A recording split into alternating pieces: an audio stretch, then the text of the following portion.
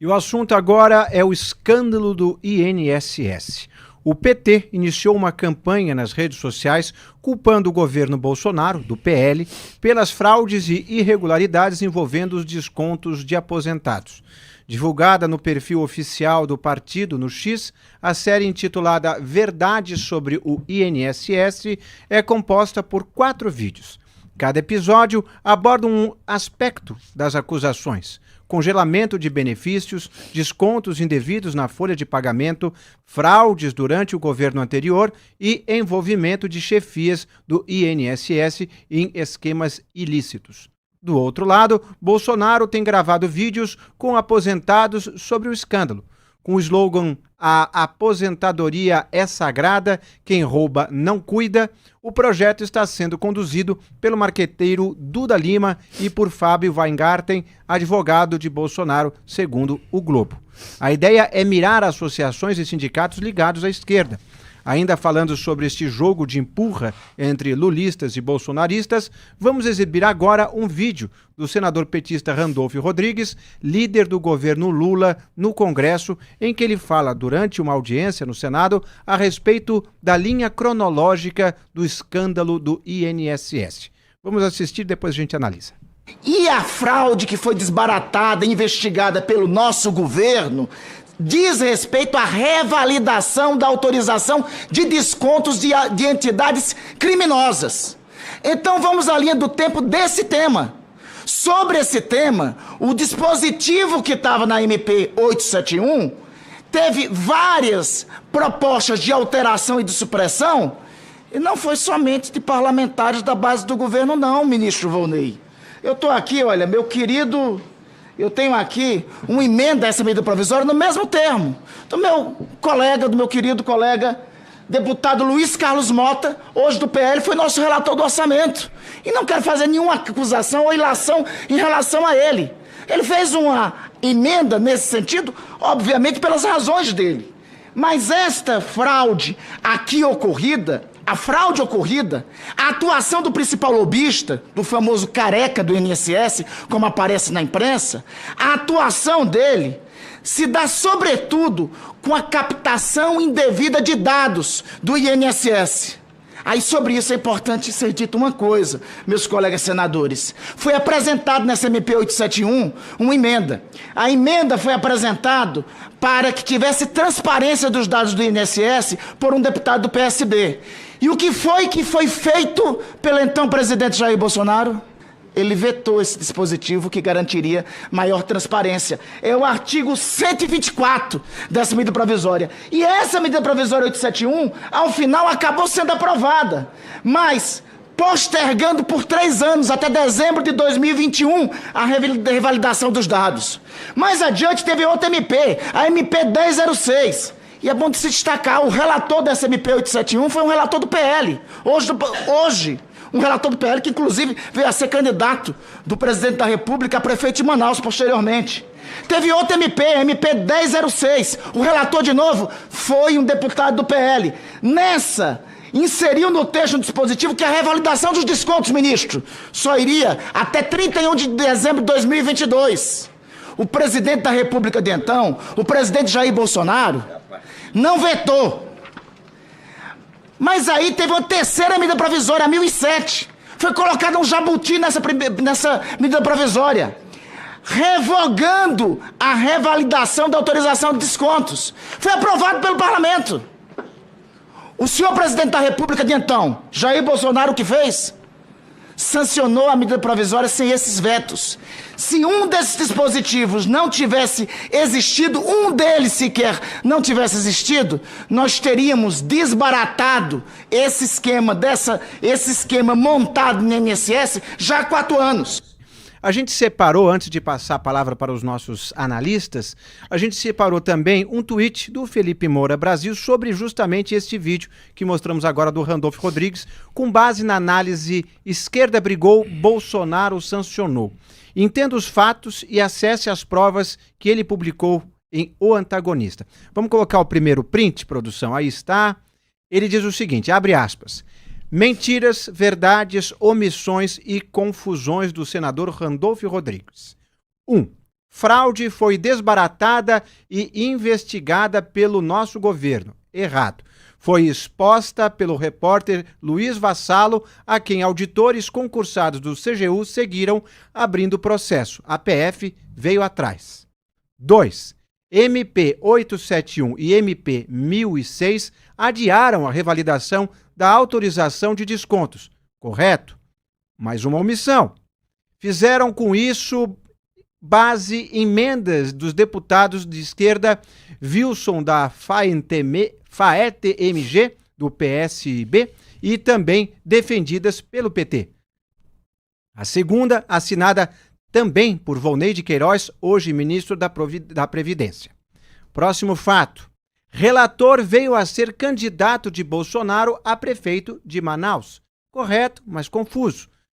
Era o seguinte, ele era o do MP 1006, capitão Alberto Neto, não o do 871, como confunde Randolph. O do 871 é o Paulo Eduardo Martins, que veio a ser candidato de Bolsonaro a senador pelo Paraná. Quarto item, Jabuti colocado na MP 1107 e não 1007, como confunde Randolph, revogou necessidade de revalidação. Está correto. Bolsonaro sancionou as 3 MPs sem vetar as mudanças sobre revalidação. Também está correto. 6. Se em um desses dispositivos não tivesse existido, um deles sequer não tivesse existido, nós teríamos desbaratado esse esquema montado no INSS já há 4 anos, disse ele, né? Os dispositivos foram propostos pela esquerda, que também é culpada. Finaliza o tweet do Felipe Moura Brasil. É bastante coisa para pensar, sempre colocando literalmente as coisas nos lugares para que as pessoas não caiam nessas distorções, nesses sofismos que muitos políticos são experts. E aí eu já pergunto para o Ricardo o que é que você tem para comentar dessa questão que se aprofunda do escândalo do INSS e com troca de dedos para lá e para cá tentando trocar culpas. É aquela velha frase que o Felipe sempre usa, é um tentando lavar a própria sujeira na sujeira do outro. Agora ninguém está querendo assumir a paternidade desse filho feio. Só que todos eles, e o primeiro a apontar isso de forma pormenorizada, cronológica, detalhada, foi o próprio Felipe, numa publicação que ele fez no X, e que muito provavelmente o senador Randolph foi lá e recorreu para poder fazer o detalhamento dele, porque o Felipe, ele descreveu em detalhes aonde, como isso começou e como que esse processo se perpetuou. Agora, Inácio, o senador Randolph, com esse jeito histriônico dele, né, ele acha que gritando e fazendo gestos teatrais convence alguém. O PT pode fazer o que quiser para tentar tirar esse carimbo de culpado da testa, que não vai conseguir. Pegou. Não adianta, a opinião pública sabe que a culpa disso aí é do PT, no sentido de que foi no governo do PT que eclodiu o escândalo a partir, sim, de uma reportagem do portal Metrópole, seu Randolph. Não vem dizer que foi o nosso governo, não, porque não foi. Isso já foi mostrado de novo pelo Felipe desde aquela primeira publicação dele. Então está muito claro que o escândalo eclodiu no governo Lula, que os valores das fraudes explodiram, subiram exponencialmente no governo Lula, que foi o governo Lula quem nomeou para o ministro, como ministro da Previdência, o senhor Carlos Lupe, que foi o governo Lula que manteve como ministro da Previdência o Volney Queiroz, o segundo homem do Lupe, que é o governo do PT, que se recusa a fazer o bloqueio do convênio dessas entidades que são historicamente ligadas ao PT. Então não tem como querer tirar este carimbo de culpa do PT, porque não vai conseguir. Duda? E aí acho que o Randolph está um pouco ali, né, exaltado, então fala meio gritando, mas vale só a gente ressaltar aqui que é o líder do PT no Senado e é o líder do governo no Congresso, né? Então ele fala aí representando o governo Lula e está fazendo o que o governo Lula está fazendo o tempo inteiro, que é tentar jogar a culpa no governo Bolsonaro, né? E aí ainda que o governo Bolsonaro tenha alguma certa culpa, assim como o governo Lula tem bastante culpa nessa história, ele precisa distorcer os fatos para tentar inocentar o máximo possível o governo atual. E aí, como o Ricardo colocou, não vem dizer que eles que descobriram a coisa e saíram atrás, né? O Felipe também colocou isso. Foi a imprensa que foi lá colocou a denúncia, né? As denúncias já existiam, mas elas vieram a público graças ao trabalho do jornalista Luiz Vassalo. E em todas essas, que foram várias ocasiões, né, em que se votou ali por uma extensão da revalidação desses acordos que permitiam a essas entidades descontar o valor do INSS. Então, olha, a princípio vamos fazer a revalidação uma vez por ano, aí não, vamos fazer a cada 2 anos, vamos fazer a cada 5 anos, vamos fazer nunca, né? Eles estavam querendo esticar esse prazo ao máximo para não ter revalidação nenhuma, para não ter o risco de a fraude ser descoberta. E aí é inegável, é fácil constatar isso, que partidos tanto da esquerda quanto da direita atuaram para estender essas revalidações. Pois é, e aí eu pergunto para você, Ricardo, até que ponto toda essa preocupação... Bom, a gente já sabe que a CPMI, ao que tudo indica, deve acontecer, mas o dano para a popularidade do governo deve ser grande. Algumas pessoas do mercado financeiro já antevêm que as primeiras pesquisas acusando essa queda de popularidade devem sair já ao decorrer da semana que vem ou na próxima, no máximo. Você acredita que este tombo pode pôr a zero aquela melhorinha que ele estava começando a ter, segundo a última pesquisa?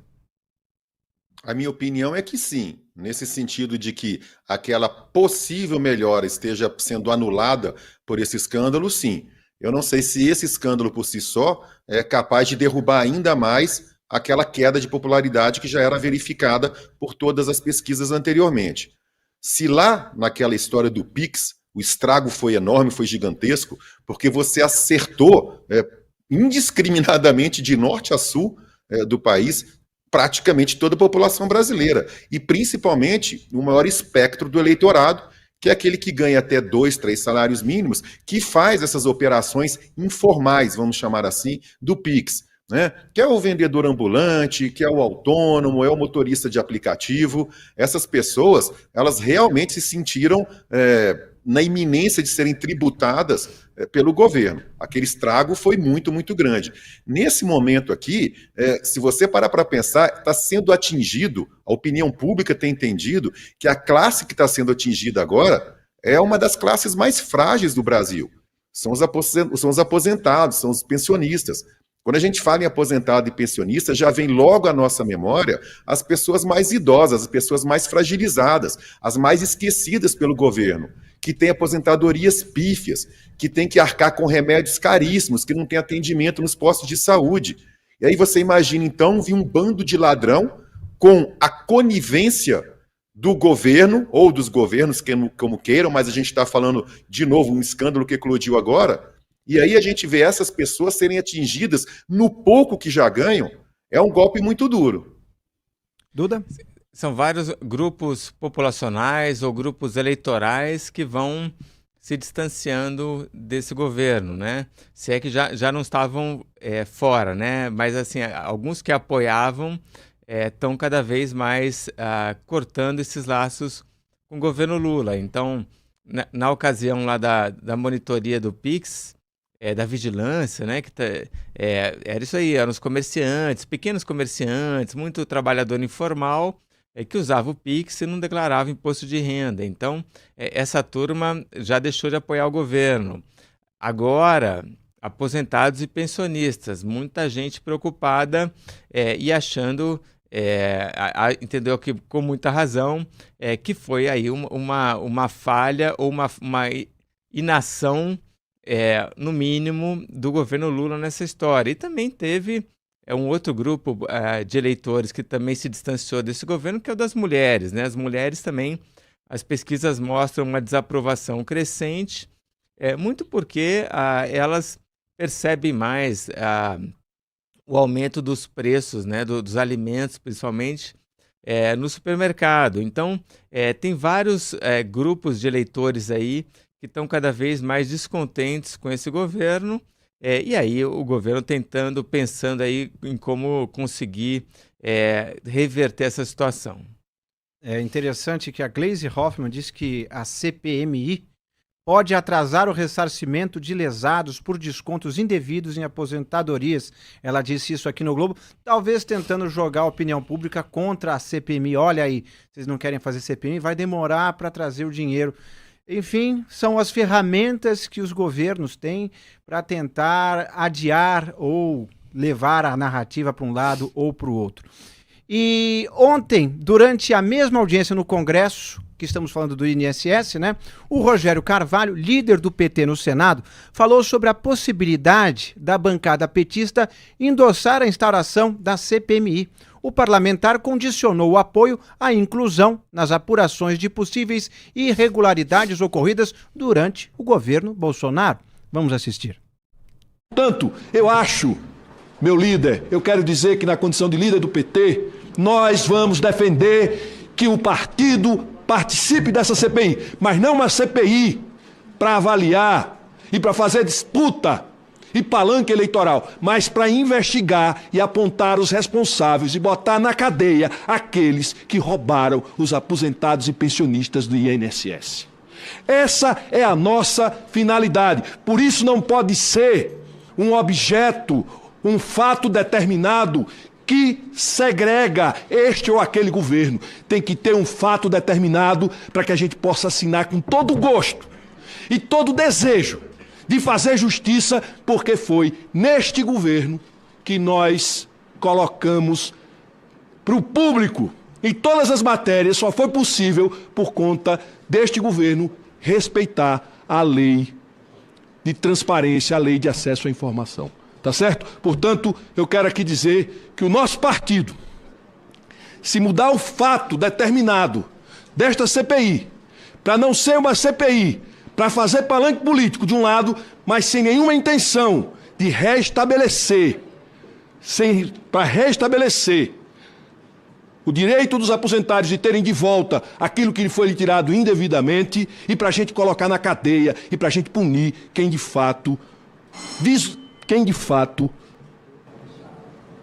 tirou dinheiro dos aposentados. Portanto, o PT vai assinar sim essa CPI e nós vamos investigar, olhando na linha do tempo todos os fatos e todas as pessoas, como fizemos na CPI da Covid, como fizemos na CPI do 8 de janeiro. E quem também se pronunciou a respeito do tema foi a ministra das Relações Institucionais do governo Lula, Gleisi Hoffmann, como eu falei no bloco anterior. E a gente separou um trecho da mensagem publicada pela petista no X, antigo Twitter, que diz o seguinte, abre aspas, a prioridade do governo agora, além de punir os responsáveis, é ressarcir as pessoas roubadas e aprofundar as investigações até as origens desse crime. Uma CPMI no ambiente de exploração política em que está sendo proposta pode comprometer o sucesso da investigação policial, que deve permanecer protegida de interferências externas e do vazamento de informações. Também pode atrasar o ressarcimento das vítimas, já que sua duração está prevista para 6 meses, impactando nas medidas já em curso. Duda Teixeira, já passo direto e reto para você. Quer dizer que a Gleisi está querendo assustar as pessoas com investigação? Pois é, eu acho que o cálculo do governo Lula foi o seguinte, vai ser muito difícil impedir essa CPMI do roubo dos aposentados, né? Ou a CPMI do INSS. Então a gente vai ter, quase certo, isso porque o governo Lula não consegue mais controlar o Congresso, né? A gente tem uma maioria ali do Centrão que já está tirando um pé desse governo, cada vez mais com liberdade de atuação, então já tem uma maioria para conseguir aprovar essa CPI. O que estava dependendo era do Hugo Mota autorizar isso, se fosse uma CPI, mas Parece que o Alcolumbre já deu uma sinalização de que pode topar essa história, então por isso uma CPMI, né, Câmara e Senado fazendo isso. Então, acho que o governo já entendeu que não vai dar para barrar essa história, e aí esse palco será montado, né? E aí sim vai ter muita exploração política e vai ser um desgaste muito grande para esse governo, no momento em que a gente está há 1 ano e meio de eleições, né?